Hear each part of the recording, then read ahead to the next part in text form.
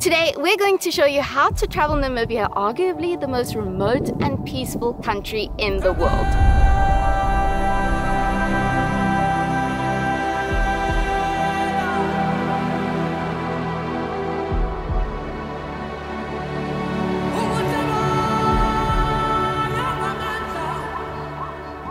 It's a country we've had on our bucket list for the longest time, and we are so happy to finally be here. If you're planning a trip to Namibia or have always wondered what it's like, then this video is for you. Welcome to the perfect 2-week trip through Namibia.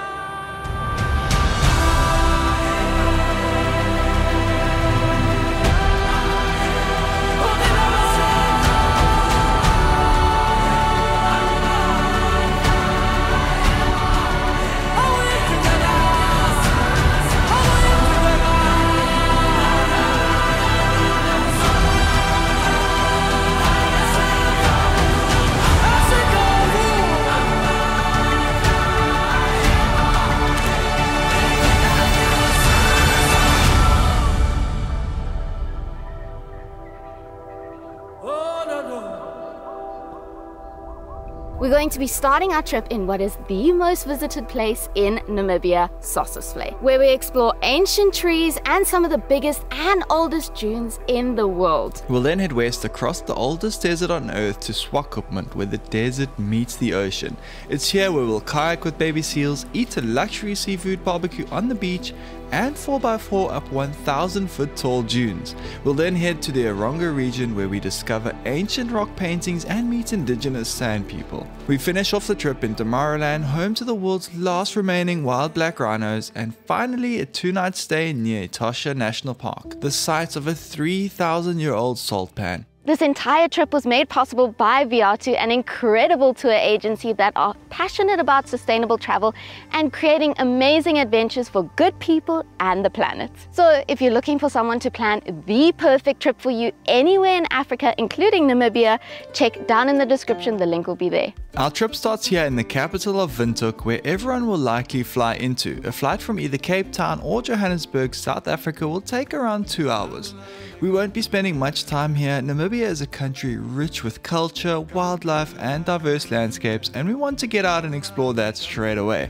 However, if you land late and you need a place to stay before starting your adventure, or a place to rest afterwards before you fly out, we can highly recommend a stay at Galton House by Ultimate Safaris. So how do you get around Namibia? Well, there are a few options actually, but you're most likely going to be in a car. You can drive yourself around the country and stay at the different lodges. That's what we're doing on this trip.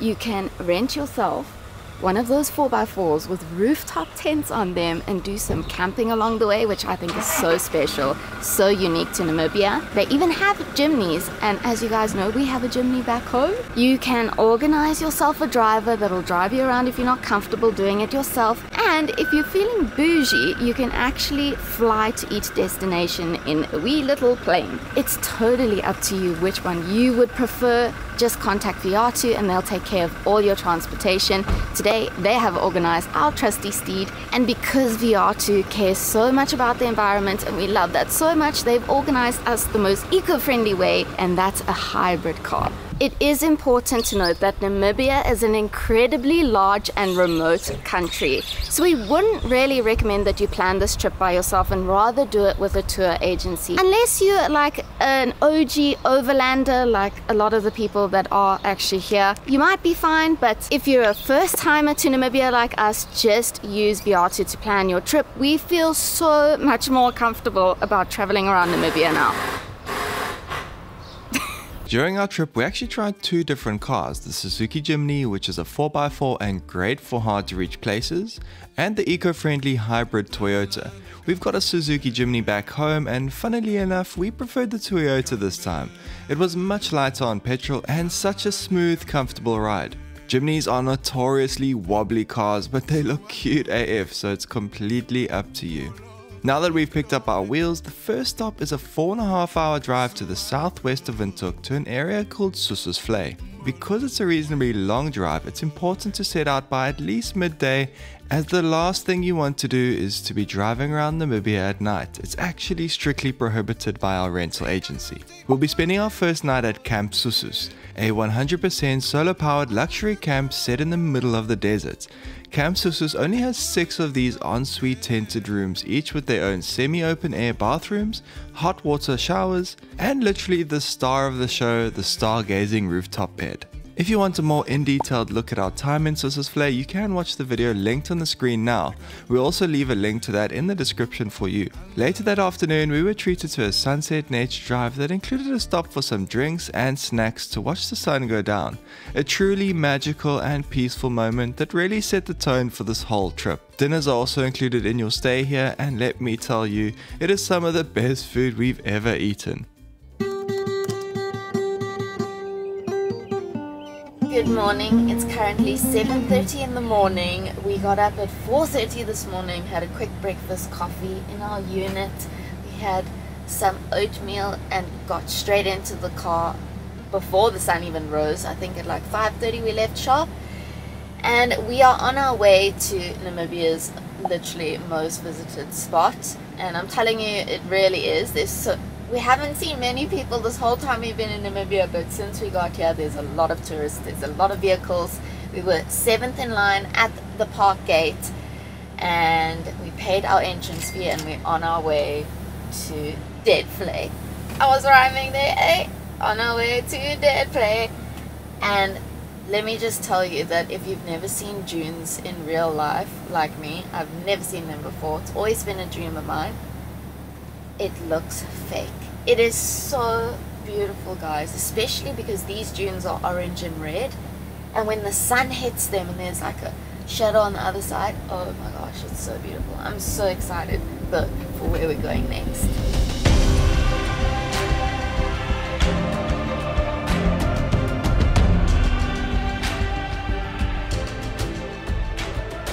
Welcome to Sossusvlei, famous for having these petrified camelthorn trees that have been here for almost 1,000 years. This is literally a destination that people travel all the way to Namibia just to see. It is so iconic. It's on all the Namibian posters, and as you come to the airport, it's there in the airport. We've seen this place on the internet, and honestly, we cannot believe we're even here right now. It is so beautiful, and it looks just like the pictures. And it's so peaceful here. Oh my word. Pinch me!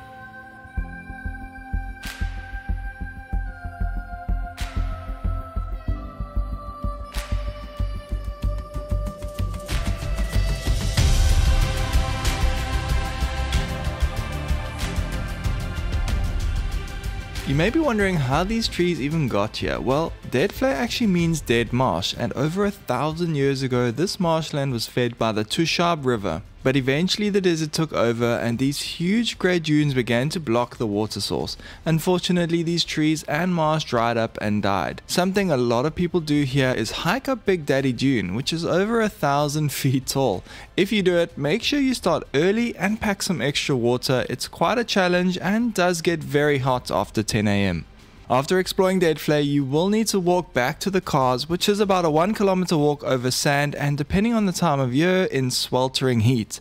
But rest assured, a nice cold towel and a hot breakfast will be waiting for you on the other side. We survived Deadvlei.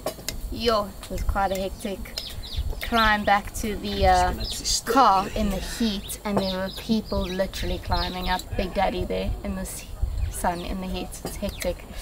But we've stopped. We found a beautiful little spot under a huge tree, and right over there is Big Mama. It is so beautiful, and we've got a whole bunch of nice snacks here as well. Some granola and yogurt, coffee, tea. Chef is cooking us some bacon and eggs. We've got a cold towel because it's super hot. Yeah, life is good. It's good. After breakfast, you'll check out some more dunes, the Sesrium Canyon, and take a much needed dip in the pool back at camp. Oh, and you'll have some homemade ice cream too. We obviously saw another amazing sunset, ate another wonderful dinner, and had an incredible sleep under the stars on our rooftop bed. It was heaven.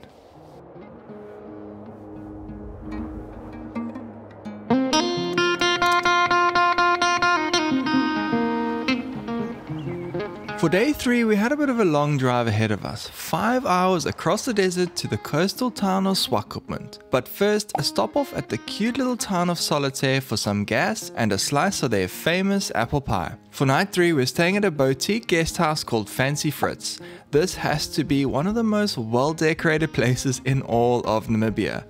Is this not the most beautiful piece of luggage you've ever seen in your life? If you're planning to travel Namibia, we suggest packing light, and especially if you're going to be renting a cute and tiny little Jimny. And so we're so excited to introduce to you our new and award-winning luggage and today's sponsor of the video, Level 8.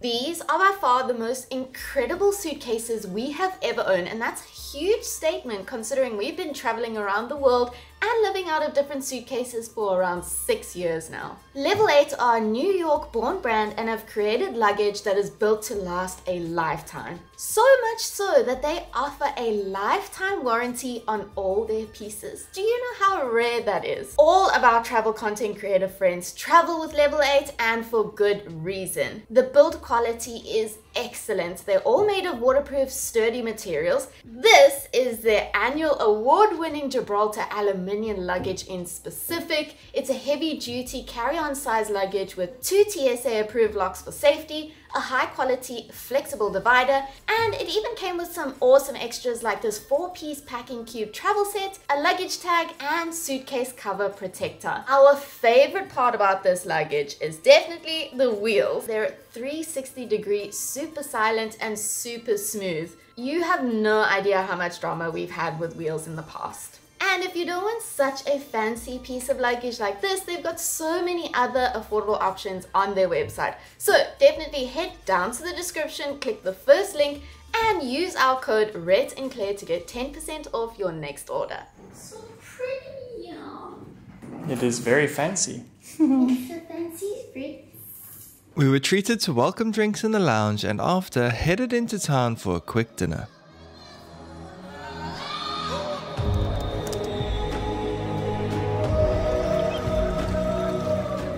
It's day 4 and we're in Swakopmund, and you're here for one reason and one reason only. It's here where you'll find the biggest dunes meeting the cold Atlantic Ocean and a myriad of wildlife in between. To explore some of that wildlife, we started our morning with Mola Mola, where we met a couple of very unique visitors on our way to Pelican Point.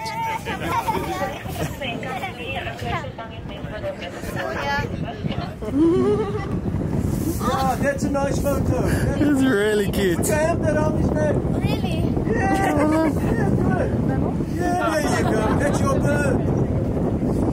Morning, guys. How are you? Morning. Morning, brother. Yes. Nice to meet you. Yeah, fine. Elias. Yes. Let's go. Let's go. We jumped into the ocean to do some kayaking with baby seals, which have to be some of the cutest animals on this earth. Again, if you want to watch the full video of our time here, it will be linked in the description for you. After kayaking, we got treated like royalty with a private beach barbecue, or a lekker braai as we'd call it here in Namibia. We had perfectly cooked fillet steaks and even some crayfish. This is amazing. Gosh, this is so romantic. I literally feel like I'm on honeymoon. Yeah. So Maybe we should get married now. Can you officiate us?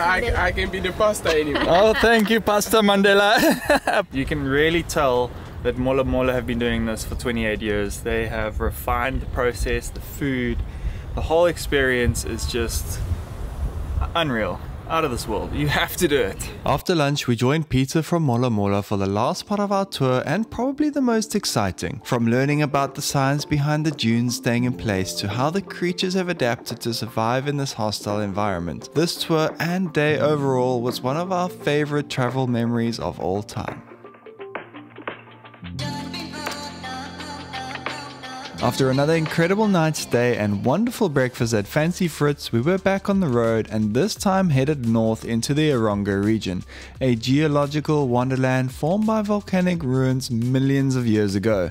This region's most popular spot is definitely Spitzkoppe, where you can find this iconic rock formation, but unfortunately we weren't able to get a reservation anywhere near it. We would highly recommend you try and at least stay one night in Spitzkoppe. We'll be spending nights 5 and 6 at at a place called Aiba, about 1.5 hours further to the northeast. Aiba is home to hundreds of ancient rock painting sites and located right next to the Sand Living Museum, where we'll meet the descendants of the oldest inhabitants of southern Africa and immerse ourselves in one of the oldest cultures on Earth.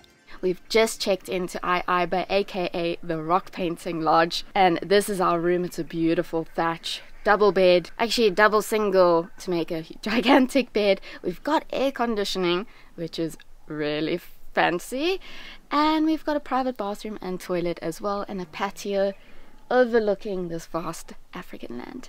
We'll be taking it easy this afternoon because we've got a ton planned. Aiba offers so many different activities. The first of those activities is a guided nature walk through the reserve to some of the nearby rock paintings. We even found a family of giraffe along the way. We learned so much from our brilliant guide Elias and got to take a break where you can only imagine thousands of years ago a Bushman family would have called their home, etching their life stories on the rocks all around us.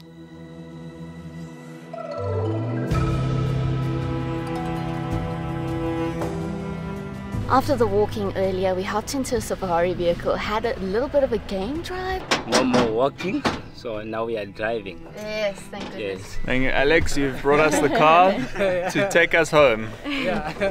We saw our first ever Hartmann zebra on that game drive. We went back to camp, had a quick dip in the cold pool. It was so refreshing, and then it started getting really hot, so we went back to the room and just chilled and napped. After our nap, it was time for another drive through nature, and this time to an incredible spot to watch the sunset. We've arrived at our sundowner spot. It's so beautiful. We've got stunning granite rocks all around us, rock paintings behind us, and the most insane sunset. It's another end to a beautiful day in Namibia. And Ronnie has just poured me a gin and tonic, so I'm the happiest man in Africa. Fantastic. On day 7, we woke up bright and early to do some e-biking through the reserve and over these incredible rock formations. And then it was time for probably the most meaningful experience of this whole trip. We've just arrived at our final activity, and we definitely saved the best for last. We are here at the Sand Living Museum. You can order a tour through Aiba, the lodge, or as you check out, you can just come and drive here. I'm so excited for this. This is the best thing you can do in the area by far. Kacha. Ali Kacha. After our lesson on how to make fire, the ladies and children shared their songs and craft making. We did the rainbow dance together, which is a dance used to celebrate rainfall in this extremely dry environment. Their happiness is so infectious, you can't help but feel emotional seeing their gratitude for the small things in life.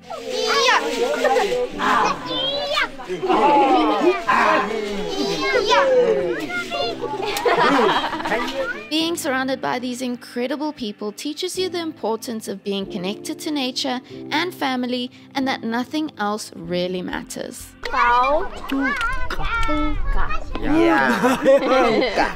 pronounced it very well. Yeah, maybe it's only 2 days you know our clique. Can I come and live here with you? Yes. Yay! Yes. Me we are. Yes. Me we are. That one is no clique. Me, we are. Me we are. Good. Thank you. Kaja. Kaja. Me we are. That was unreal.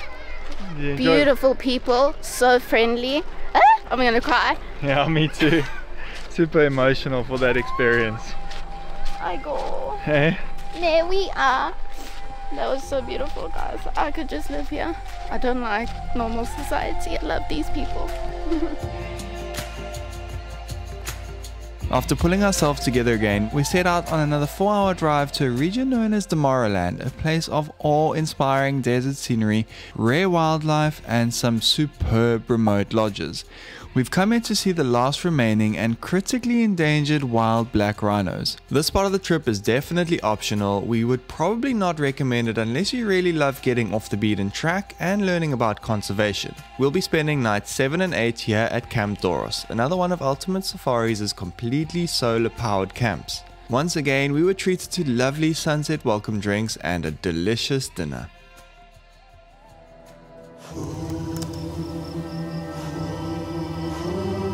Namibia is the only country in the world with free roaming black rhinos, and Camp Doris offer you the opportunity to find these animals with a qualified rhino ranger team. As you may know already, rhinos are extremely endangered animals and were on the verge of extinction just a few years ago due to illegal poaching, and so the work being done here is incredibly important to save the rhino for our future generations.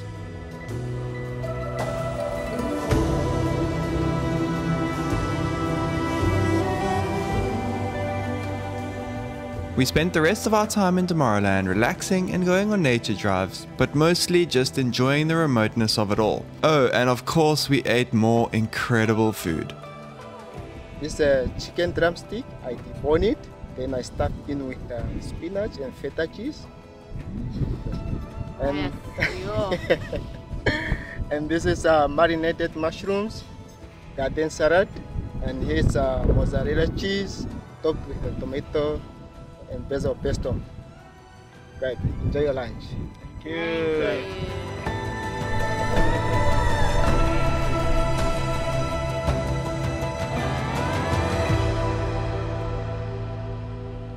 We just got back to our room after a beautiful dinner, as per usual. Oh, Ultimate Safaris. Yo, they cook so well.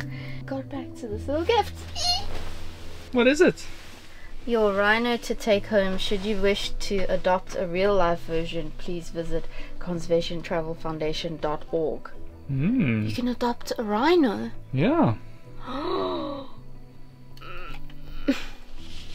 Guys, if you know me, you know how sentimental I am with everything in life, gifts and things. Clearly the owner of Ultimate Safaris is the exact same as me, because they give the cutest, most thoughtful gifts at the end of your trip.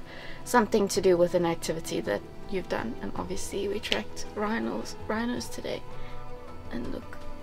Beautiful. Thank you guys. At Camp Sossus, they gave us a little bottle of Sossusvlei desert sand dune sand to take home with us, and they said, your little piece of Deadvlei should you not have enough in your shoes. Guys, so special. Thank you so much for having us. After a quick breakfast and a very lucky sighting of some Hartmann's mountain zebra, it was time to head northeast to experience a proper safari here in Namibia, and there's no better place to do that than Etosha. The word Etosha comes from the Ndonga word meaning great white place. This refers to the Etosha Pan, which is a 120-kilometer long dry lake bed which makes up a large part of the Etosha National Park. We just checked into Safarihoek, which is located on the Etosha Heights Private Reserve, and it shares a boundary with the Etosha National Park, so whichever animals you find in Etosha National Park, you'll find them here and vice versa. The entire park is home to 4 out of the big 5, and the national park is one of the biggest in Africa. This lodge is absolutely stunning. Look at the elephants behind me. We've got 11 rooms here. Excuse me. Brr.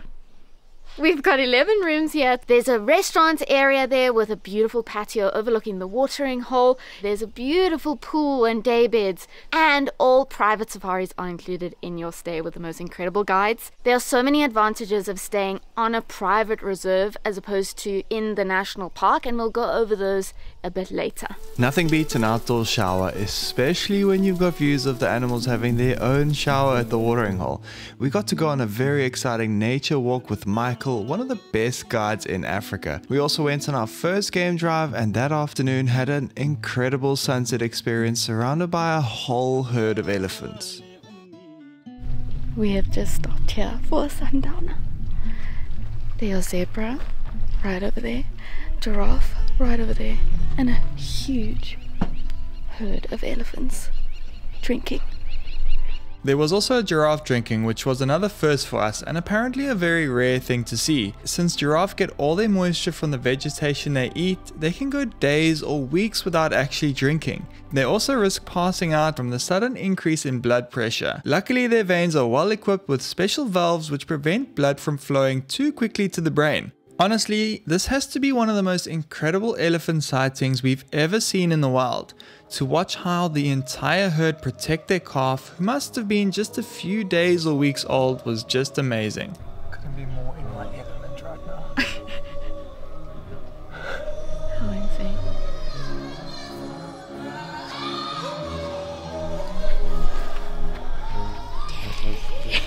Thank you so much. You liked it? It's surreal, guys. Best sunset spot ever. As always, you can watch the full video of our time at Etosha, linked down in the description.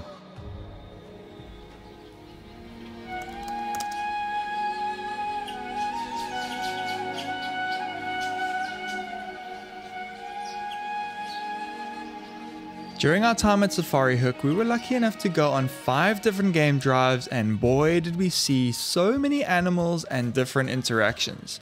We saw dozens of plain zebra, giraffe, wildebeest, gemsbok, springbok, eland, red hartebeest, these cute waterbuck, and then 3 of the big 5, lions. There's a whole pride of lions underneath the tree here. At least 10 of them. As per usual, the lions weren't doing much. They spend most of their time lying down, cleaning each other, yawning, and occasionally they stand up to walk 5 meters to a new patch of shade. Their bellies certainly indicate that they've eaten a nice meal recently. We also found an elusive family of black rhino, certainly a very special thing to see in these parts, and of course more elephant, with the most epic being this big bull throwing sand on himself to intimidate us. We spotted some fresh cheetah tracks but just couldn't seem to find her, but by far the best sighting was early one morning during our coffee stop, where we were surrounded by nearly 100 elephant. So, this side is the toilet facility. Not far. Okay. Right here. Okay, I want everybody close up here. Okay. Please name a better coffee stop in the world. I I'll know there wait. will be boys that are coming to drink half of our coffee, but that's fine. Yeah, just watch the This is hands down the best elephant sighting we have ever come across. By far. I don't even know how I'm going to put it all into a video. There's just too many epic moments.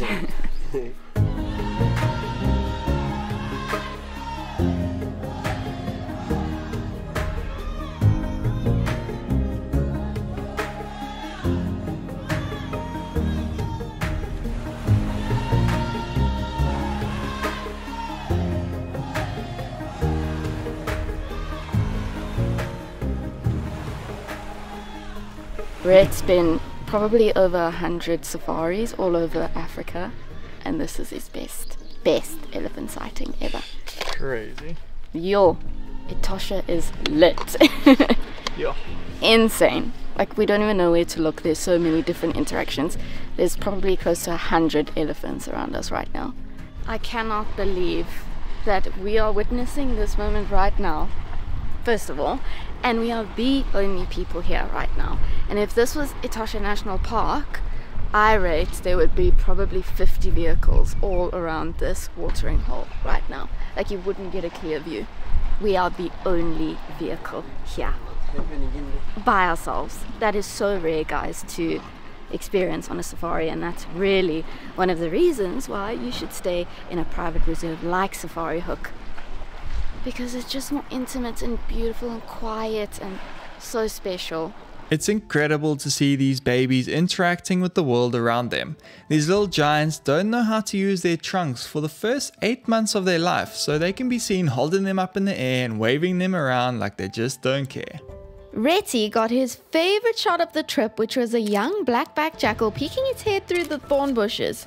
We also learned about the little guys, like these ground squirrels, who are absolute workaholics, creating burrows that can be hundreds of meters long, which, funny enough, these yellow mongoose actually end up living in.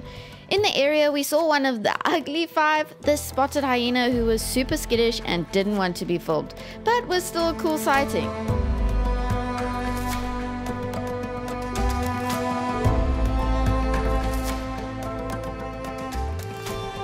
All the best, my man. Thank you, sir. Really nice So to much meet for you. everything, eh? All right. Michael, the best guide we've ever had in the whole wide world. Thank you very much. When you come Hello, here, guys. you need to have him. Thank you. We'll see you soon. You'll be lucky to get him. He's a very busy man. Oh, he's very busy. It's time to check out of Safarihoek, and guess who just came to say goodbye? The entire herd of elephants that we saw yesterday. We haven't seen them at this watering hole since we got here, and look at them. They just come to see us off. Just filling up the tank because we've got a big drive ahead of us. We are making our way to Windhoek, and it's actually the end of our trip now. A lot of the guests here at Safarihoek are actually doing 1 or 2 more nights here at Etosha, but on the other side of the park, either the east or the north. Apparently the east has amazing cheetah and leopard sightings, so you can go ahead and add that onto your trip if you want. A lot of people do. We are very happy with our sightings here at Safarihoek. We were thinking of going to Etosha National Park and actually seeing it, going to have a look at the salt pan, but apparently there's so many mixed reviews about the actual park and how many, you know, there's going to be lots of traffic, lots of tourists, and you are not guaranteed sights. In fact, there were guests that were in Etosha Park for 4 days before Safarihoek, and they saw barely anything, and then they ended up coming to Safarihoek and seeing everything they wanted to see. So yeah, we're very chuffed. No need to go into the park. You can if you want to. We just have to commend our travel agency VR2 for making this all possible and putting us here at Safarihoek. They choose their partners very wisely. It's been incredible. The lodges we've stayed in, thanks to VR2, have been unbelievable. This trip has been insane. And if you want to book the exact itinerary and our exact trip, which we think you should, you can head to the link in the description and click on it, and then you'll see the Rhett and Claire trip landing page there. And yeah, you can book the exact trip that we did, or you can just customize your own one, and they operate all over Africa, so not just Namibia. If you're planning to come, sorry guys, my left hand is shaking. If you're planning to come to Africa or Namibia, definitely check out VR2. They have been amazing. But now let's head to Windhoek. From Safarihoek, it's a 5-hour drive back down to Windhoek. We'll be staying at Galton House for our final leg of the journey. It's a great place to relax a bit before catching our flight back home. And that's going to be it for our perfect Namibian itinerary. What an epic adventure.